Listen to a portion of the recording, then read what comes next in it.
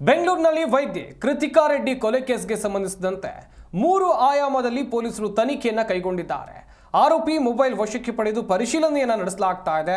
ಅಕ್ರಮ ಸಂಬಂಧ ಇರೋ ಬಗ್ಗೆ ಸಂಶಯ ಇದೆ. ಹೀಗಾಗಿ ಈ ಆಧಾರದ ಮೇಲೂ ಕೂಡ ತನಿಖೆ ಆಗ್ತಾ ಇದೆ. ಆರೋಪಿಯನ್ನ ತೀವ್ರ ವಿಚಾರಣೆಗೆ ಒಳಪಡಿಸಿದ್ದಾರೆ ಪೊಲೀಸರು. ಎರಡನೇದಾಗಿ ಹಣಕಾಸಿನ ವಿಚಾರದಲ್ಲಿ ತನಿಖೆ ಆಗ್ತಾ ಇದೆ. ಮೂರನೇದು ಅನಾರೋಗ್ಯವುಳ್ಳ ಪತ್ನಿ ಬೇಡ ಅಂತೇಳಿ ಕೊಲೆ ಮಾಡಲಾಯ್ತಾ. ಸದ್ಯಕ್ಕಿರುವಂಥ 3 ಶಂಕೆಗಳ ವಿಚಾರವಾಗಿ ನಾನು ಹೇಳ್ತಾ ಇದ್ದೆ. ಆರೋಪಿಯ ಮೊಬೈಲ್ ವಶಕ್ಕೆ ಪಡೆದು ವಿಚಾರಣೆಯನ್ನು ನಡೆಸಲಾಗ್ತಾ ಇದೆ. ಒಂದು ಕಡೆಯಲ್ಲಿ ಕೃತಿಕಾ ರೆಡ್ಡಿ ಪತಿಗೆ ಅಕ್ರಮ ಸಂಬಂಧ ಇತ್ತು ಎನ್ನುವಂಥ ಆರೋಪ, ಹಾಗೆಯೇ ಇದಕ್ಕಾಗಿ ಅವರ ಕೊಲೆ ಆಯಿತು ಎನ್ನುವಂಥದ್ದಾಗೂ ಕೂಡ ಹೇಳಲಾಗ್ತಾ ಇದೆ. ಮಹೇಂದ್ರ ರೆಡ್ಡಿಯನ್ನು ಈಗಾಗಲೇ ತೀವ್ರ ವಿಚಾರಣೆಗೆ ಒಳಪಡಿಸಲಾಗಿದೆ.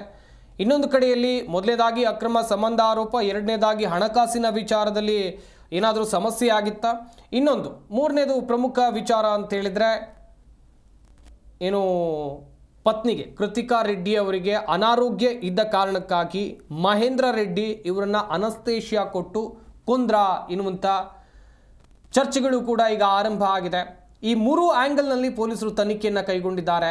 ಕಾದು ನೋಡಬೇಕು. ಪ್ರಕರಣದಲ್ಲಿ ಕೆಲವೊಂದಿಷ್ಟು ಸತ್ಯಾಸತ್ಯತೆಗಳು ಗೊತ್ತಾಗಬೇಕಿದೆ. ಇನ್ನೊಂದು ಕಡೆಯಲ್ಲಿ ವೈದ್ಯೆ ಕೃತಿಕಾ ರೆಡ್ಡಿ ವಾಸ ಇದ್ದ ಮನೆ ಇಸ್ಕಾನ್ಗೆ ದಾನ ಮಾಡಲಾಗಿದೆ. ಇಸ್ಕಾನ್ ದೇವಸ್ಥಾನಕ್ಕೆ ಮನೆಯನ್ನ ದಾನ ಮಾಡಿದ್ದಾರೆ ಕೃತಿಕಾ ತಂದೆ. ಮಗಳ ನೆನಪು ಕಾಡುತ್ತೆ ಅಂತೇಳಿ ಮನೆಯನ್ನ ದಾನ ಮಾಡಿದ್ದಾರೆ ಅಪ್ಪ. ಮಗಳ ಇಷ್ಟದಂತೆ ಮನೆ ನಿರ್ಮಾಣವನ್ನ ಮಾಡಿಕೊಟ್ಟಿದ್ರು ತಂದೆ. ಮಾರತಳ್ಳಿಯಲ್ಲಿ ಹೊಸ ಮನೆಯನ್ನ ಕಟ್ಟಿಸಿಕೊಟ್ಟಿದ್ರು ಮುನಿರೆಡ್ಡಿಯವರು. ಮಗಳ ನೆನಪು ಕಾಡುತ್ತೆ ಅಂತೇಳಿ ಈ ಮನೆಯನ್ನ ಇಸ್ಕಾನ್ ದೇಗುಲಕ್ಕೆ ದಾನ ಮಾಡಲಾಗಿದೆ ಎನ್ನುವಂಥ ಮಾಹಿತಿ. ಇತ್ತ ಕುಟುಂಬಸ್ಥರ ಕಣ್ಣೀರು. ಮಗಳನ್ನು ಕಳೆದುಕೊಂಡಿದೆ ಆ ಕುಟುಂಬ. ಆದರೆ ಮಗಳ ನೆನಪಲ್ಲಿ ತಂದೆ ಏನು ಮಾಡಿದ್ದಾರೆ ಅಂತ ಹೇಳಿದರೆ ಇಸ್ಕಾನ್ ದೇಗುಲಕ್ಕೆ ಮನೆಯನ್ನು ದಾನ ಮಾಡಿದ್ದಾರೆ. ಕೃತಿಕಾ ರೆಡ್ಡಿ ವಾಸ ಇದ್ದಂಥ ಮನೆ ಇದು. ಮಗಳಿಗಾಗಿ ಮನೆಯನ್ನು ಕಟ್ಟಿಕೊಟ್ಟಿದ್ರು ತಂದೆ. ಚಂದದ ಮನೆಯನ್ನು ಕಟ್ಟಿಕೊಟ್ಟಿದ್ರು. ಕೃತಿಕಾ ರೆಡ್ಡಿ ತಂದೆ ಹೆಸರು ಮುನಿರೆಡ್ಡಿ ಅಂತೇಳಿ. ಮುನಿರೆಡ್ಡಿ ಮಗಳಿಗಾಗಿ ಮಾರತಹಳ್ಳಿಯಲ್ಲಿ ಒಂದೊಳ್ಳೆ ಮನೆಯನ್ನು ಕಟ್ಟಿಕೊಟ್ಟಿದ್ರು. ಮಗಳು ನೆಮ್ಮದಿಯಾಗಿ ಇರಬೇಕು ಅಂಥೇಳಿ. ಆದರೆ ಮಗಳೀಗ ಇಲ್ಲ ಅವ್ರ ಜೊತೆಯಲ್ಲಿ. ಇದು ಕೊಲೆಯೋ ಹೀಗೆ ಅನೇಕ ರೀತಿಯಲ್ಲಿ ತನಿಖೆಗಳಾಗ್ತಾ ಇವೆ. ಕಾದು ನೋಡಬೇಕು. ಮಹೇಂದ್ರಗೆ ಇತ್ತ ಇನ್ನೋರ್ವ ಮಹಿಳೆ ಸಂಬಂಧ ಅನ್ನೋ ಪ್ರಶ್ನೆ. ಈ ಅನೈತಿಕ ಸಂಬಂಧಕ್ಕೆ ಅಡ್ಡಿ ಅಂತ ಕೊಲೆ ಮಾಡಿದ್ನಾ ಎನ್ನುವಂಥ ಆರೋಪ. ಆ ಮಹಿಳೆ ಜೊತೆ ಮಾತನಾಡೋಕ್ಕೆ ಬೇರೆ ಮೊಬೈಲನ್ನು ಈತ ಬಳಕೆ ಮಾಡ್ತಾ ಇದ್ದ ಎನ್ನುವಂಥ ಆರೋಪ ಕೇಳಿಬಂದಿದೆ. ಒಟ್ಟು 2 ಮೊಬೈಲನ್ನು ಆರೋಪಿ ಮಹೇಂದ್ರ ಬಳಸ್ತಾ ಇದ್ದ. 2 ಮೊಬೈಲ್ ಸಹ ವಶಕ್ಕೆ ಪಡೆದಿದ್ದಾರೆ ಪೊಲೀಸರು. ಎಲ್ಲ ಮಾಹಿತಿಯನ್ನು ಕಲೆ ಹಾಕ್ತಾ ಇದ್ದಾರೆ. ಕೊಲೆ ಪ್ಲಾನ್ನಲ್ಲಿ ಹಾಗಾದರೆ ಆ ಮಹಿಳೆಯ ಕೈವಾಡ ಇದೆಯಾ? ಒಂದು ಕಡೆಯಲ್ಲಿ ಮಹೇಂದ್ರ ರೆಡ್ಡಿ ಇದಾರಲ್ಲ, ಡಾಕ್ಟರ್ ಮಹೇಂದ್ರ ರೆಡ್ಡಿ ಆರೋಪಿ. ಈತನಿಗೆ ಬೇರೆ ಮಹಿಳೆಯ ಜೊತೆಯಲ್ಲಿ ಅಕ್ರಮ ಸಂಬಂಧ ಇತ್ತು ಎನ್ನುವಂಥ ಆರೋಪ ಕೂಡ ಕೇಳಿಬಂದಿದೆ. ಈ ಬಗ್ಗೆಯೂ ಕೂಡ ಪೊಲೀಸರು ತನಿಖೆಯನ್ನ ನಡೆಸ್ತಾ ಇದ್ದಾರೆ. ಅಕ್ರಮ ಸಂಬಂಧಕ್ಕಾಗಿ ಆತ ಬೇರೆ ಮೊಬೈಲನ್ನು ಬಳಕೆ ಮಾಡ್ತಾ ಇದ್ದ ಎನ್ನುವಂಥ ಆರೋಪ. ಮಾರ್ಥಳ್ಳಿ ಪೊಲೀಸ್ ಸ್ಟೇಷನ್ ವ್ಯಾಪ್ತಿಯಲ್ಲಿ ಒಂದು ಏಪ್ರಿಲ್ ತಿಂಗಳಲ್ಲಿ UDR ಕೇಸ್ ರಿಜಿಸ್ಟರ್ ಆಗಿತ್ತು. ಅದರಲ್ಲಿ ಒಬ್ಬ ಲೇಡಿ ಡಾಕ್ಟರ್, ಅವಳದು ಸಸ್ಪಿಷಿಯಸ್ ಡೆತ್ ಇತ್ತು. ಆದರೆ ಯಾರೂ ಕಂಪ್ಲೇಂಟ್ ಕೊಡಲಿಲ್ಲ. ಮತ್ತು ಆ ಟೈಮಲ್ಲಿ ನಮ್ಮ ಪೊಲೀಸ್ ಟೀಮ್ಸ್ ಏನು ಅಲ್ಲಿ ತನಿಖೆ ಮಾಡ್ತಾಯಿದ್ರು, ಅವ್ರಿಗೆ ಸಂಶಯದ ಆಧಾರ ಮೇಲೆ ಅದು UDR ತೊಗೊಂಡು ಡೀಟೇಲ್ ಆಗಿ ಅವ್ರದ್ದು ವಿಸರ ಮತ್ತು ಏನೇನಲ್ಲಿ ಸೀನ್ ಆಫ್ ಅಫೆನ್ಸಲ್ಲಿ ಏನನ್ನ ಸೀನ್ ಆಫ್ ಕ್ರೈಮಲ್ಲಿ ಏನೇನೋ ನಮಗೆ ಸಿಕ್ಕಿತ್ತು ಅಲ್ಲಿ ಬೇರೆ ಬೇರೆ ಆರ್ಟಿಕಲ್ಸ್, ಅದೆಲ್ಲ FSLಗೆ ಕಳಿಸಿದ್ರು. ಇಲ್ಲಿ FSL ರಿಪೋರ್ಟ್ ಬಂದ ಮೇಲೆ ಈ ಪರ್ಟಿಕ್ಯುಲರ್ ಕೇಸ್ ಯಾವುದು UDR ಕೇಸ್ ರಿಜಿಸ್ಟರ್ ಇತ್ತು, ಈಗ ಮರ್ಡರ್ ಕೇಸಲ್ಲಿ ನಾವು ತೊಗೊಂಡಿದ್ದೀವಿ. ಯಾಕೆಂದರೆ FSL ರಿಪೋರ್ಟ್ ಪ್ರಕಾರ ಆ ಪರ್ಟಿಕ್ಯುಲರ್ ಯಾರು ಸತ್ತಿದ್ರು ಆ ವ್ಯಕ್ತಿಗೆ ಎಕ್ಸೆಸ್ ಡೋಸಲ್ಲಿ ಪ್ರೊಪೋಫೋಲ್ ಅಂತ, ಅದು ಸೆಡೇಟಿವ್ ಅಂತ ಎನೆಸ್ಥೆಸಿಯಲ್ಲಿ ಯೂಸ್ ಮಾಡ್ತೀವಿ, ಅದರದ್ದು ಪ್ರಪೋರ್ಷನ್ ತುಂಬ ಜಾಸ್ತಿ ಇತ್ತು. ಮತ್ತು ಸಂಬಂಧಪಟ್ಟ FSL ಎಕ್ಸ್ಪರ್ಟ್ಸ್ ಅವರು ಡಾಕ್ಟರ್ಗೆ ಆ ಥರ ಒಪಿನಿಯನ್ ಕೊಟ್ಟು ಡಾಕ್ಟರ್ ಅವರು ಅದಕ್ಕೆ ಕನ್ಫರ್ಮ್ ಮಾಡಿ ಇದು death due to excess excess injection of sedative ಆಗಿದೆ ಅಂತ ಆಧಾರದ ಮೇಲೆ ಕೇಸ್ UDR ಇಂದ ಮರ್ಡರ್ ಕೇಸ್ಗೆ ಟರ್ನ್ ಆಗಿದೆ. ಚೇಂಜ್ ಮಾಡಿ ತನಿಖೆ ನಾವು ಮುಂದುವರಿಸ್ತಾ ಇದ್ದೀವಿ. ಮತ್ತು ಇದರ ಸಂಬಂಧಪಟ್ಟ ಆ ಲೇಡಿ ಯಾವುದು ಡೆತ್ ಆಗಿತ್ತು, ಅವಳದು ಗಂಡ ಅವರು ಕೂಡ ಡಾಕ್ಟರ್ ಆಗಿ ಕೆಲಸ ಮಾಡ್ತಾಯಿದ್ದಾರೆ. ಒಂದು ಪ್ರತಿಷ್ಠಿತ ಸರ್ಕಾರಿ ಆಸ್ಪತ್ರೆಯಲ್ಲಿ ಅವ್ರಿಗೆ ಕೂಡ ನಾವು ನಮ್ಮ ಪೊಲೀಸ್ ಟೀಮ್ ಅವರು ಉಡುಪಿಯಿಂದ ನಿನ್ನೆ ಅರೆಸ್ಟ್ ಮಾಡಿ ಈಗ ಮುಂದಿನ ತನಿಖೆ ಮುಂದುವರೆದಿದೆ. ಇದರಲ್ಲಿ ಗಮನ ಇಡಲಿಕ್ಕೆ ಒಂದು ವಿಶೇಷ ಇದೆ ಅಂದರೆ ಸೋಕೋ ಟೀಮ್ ನಮ್ಮದು ಸೀನ್ ಆಫ್ ಅಫೆನ್ಸ್ ಅನ್ನೋ ಕ್ರೈಮ್. ಇದೇ ವಿಚಾರಕ್ಕೆ ಸಂಬಂಧಿಸಿದಂತೆ ಹೆಚ್ಚಿನ ಮಾಹಿತಿಯನ್ನು ಕೊಡ್ತಾರೆ ನಮ್ಮ ಪ್ರತಿನಿಧಿ ವಿಶ್ವನಾಥ್ ಎನ್ ಹರಿಹರ ದೂರವಾಣಿ ಸಂಪರ್ಕದಲ್ಲಿ ಜಾಯ್ನ್ ಆಗ್ತಾ ಇದ್ದಾರೆ.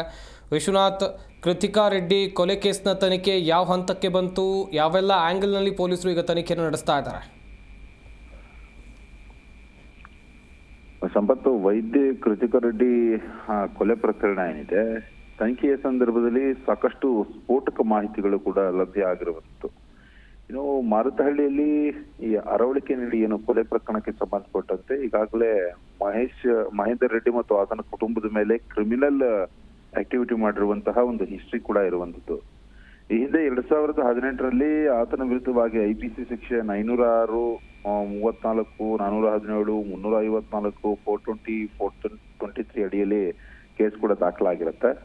ನಾಗೇಂದ್ರ ರೆಡ್ಡಿ A1 ಮತ್ತು ಮಹೇಂದ್ರ ರೆಡ್ಡಿ A2 ಮತ್ತು ರಾಘವ್ ಎಂಬಾತ A3 ಕೂಡ ಆಗಿರ್ತಾನೆ. ಅಂದ್ರೆ ಯುವತಿಯವರನ್ನ ಪ್ರೀತಿಸಿ ಈ ನಾಗೇಂದ್ರ ದೇವಾಲಯದಲ್ಲಿ ಮದುವೆ ಆಗಿದ್ದಾನೆ, ಬಳಿಕ ರಿಜಿಸ್ಟರ್ ಮ್ಯಾರೇಜ್ ಮಾಡಿಕೊಳ್ಳೋ ನೆಪ ಕೂಡ ಹೇಳಿ ಮಾಡ್ಕೊಂಡಿರ್ತದೆ.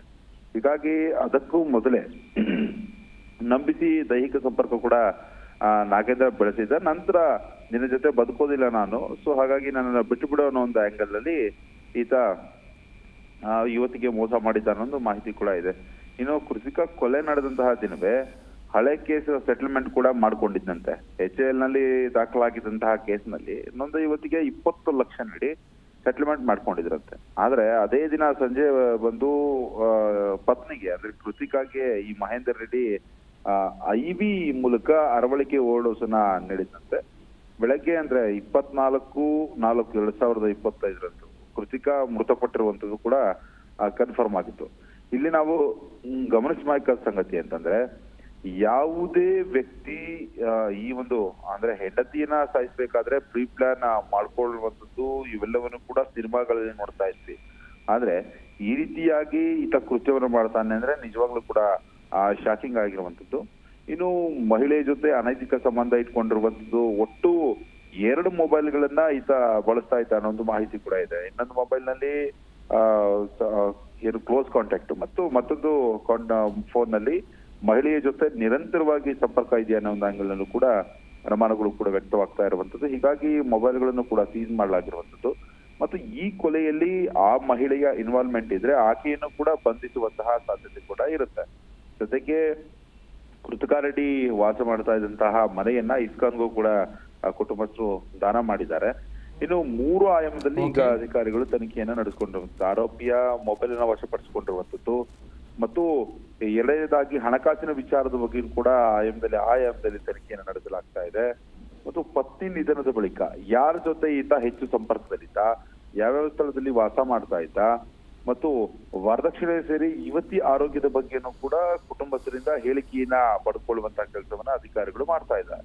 ಎಷ್ಟು ಬಾರಿ ಅನಸ್ತೇಶಿಯಾ ನೀಡಲಾಗಿದೆ ಮತ್ತು ಪ್ಲಾನ್ ಯಾವ ರೀತಿ ಮಾಡ್ದ, ಈ ಎಲ್ಲಾ ಆಂಗಲ್ ನಲ್ಲೂ ಕೂಡ ತನಿಖೆಯನ್ನು ನಡೆಸುವಂತಹ ಕೆಲಸವನ್ನ ಅಧಿಕಾರಿಗಳು ಮಾಡ್ತಾ ಇರುವಂತದ್ದು. ಒಟ್ಟಾರೆಯಾಗಿ ಈ ಕೃತಿಕಾ ಕೊಲೆ ಪ್ರಕರಣ ಇದೆ, ಸಾಕಷ್ಟು ತಿರುವುಗಳನ್ನ ಪಡೆದುಕೊಳ್ಳುವಂತಹ ಸಾಧ್ಯತೆ ಕೂಡ ಇರುವಂತದ್ದು. Thank you Vishwanath N Harihara ತಮ್ಮ ಡೀಟೇಲ್ಸ್ಗಾಗಿ.